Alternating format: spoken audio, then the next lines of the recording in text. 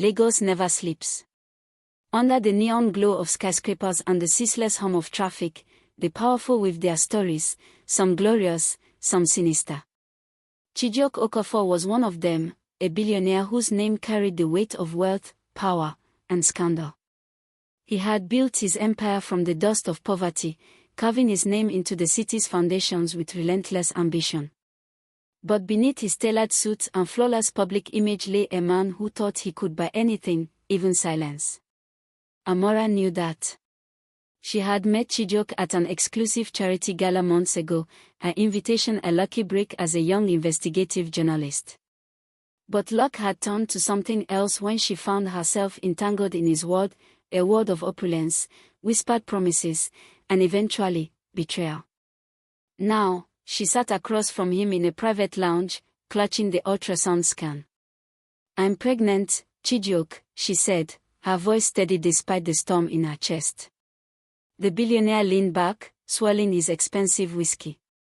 His eyes, cold and calculating, assessed her as though she were another business deal.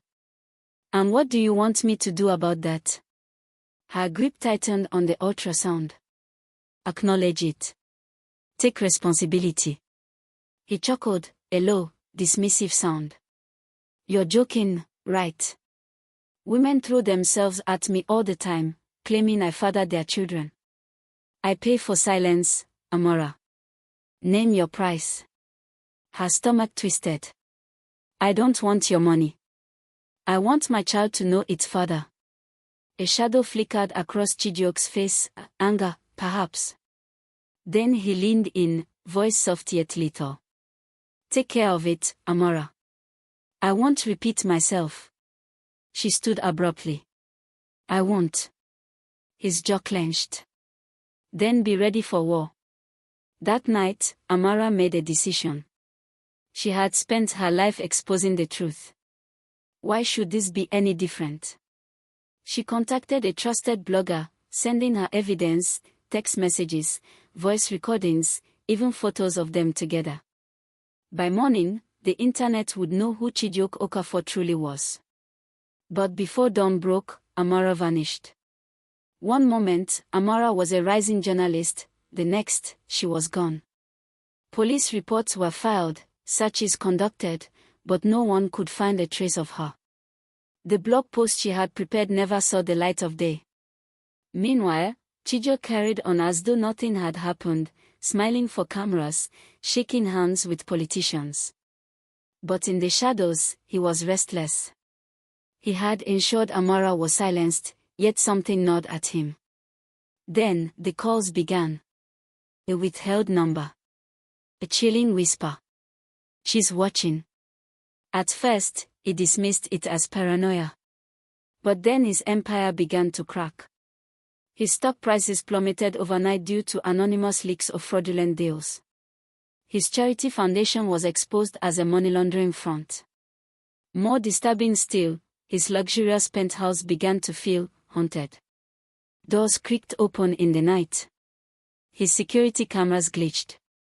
His dreams were plagued with whispers, Amara's voice calling his name, accusing, demanding justice. And then, the real horror struck. One evening, as he sat in his study, his television flickered to life on its own. The screen displayed grainy footage, Amara, looking straight into the camera. "Chijioke, did you think the truth would stay buried?" He lunged for the remote, but the screen wouldn't turn off. The video continued, showing her walking down an alleyway the night she disappeared. Then, darkness. And a single phrase written in blood-red letters across the screen. "The unborn remember." Chijioke spiraled. His carefully built world crumbled. The whispers grew louder, haunting his every step. His staff quit one by one, claiming eerie occurrences in his mansion, objects moving on their own, Amara's face appearing in mirrors. Then, a final blow. A video surfaced online, one Amara had prepared before her disappearance. It detailed everything: her pregnancy, his threats, his attempt to erase her. The world erupted in outrage. Activists, journalists, and the public demanded justice. Then, a body was found. Buried on the outskirts of the city, Amara's remains were uncovered. But something was wrong. The forensic team discovered that she had been pregnant not with one, but two babies. One tiny skeleton lay beside her. The other, nowhere to be found. The media called it the curse of the unborn. In a panic, Chijioke fled to his private island, away from the scandal, away from the whispers. But he couldn't run from himself. One night, as he sat by his infinity pool, drinking himself numb, he heard a sound, soft footsteps, impossibly light. A child's giggle. His breath hitched. He turned, but the night was empty. Then, in the reflection of the water, he saw them. Amara. And beside her, a small child, as black as the void. He screamed. By morning, his staff found him floating in the pool, his face frozen in terror. No signs of struggle. No intruders. Just a final message, scrawled in wet footprints across the marble floor. Amara's story never faded.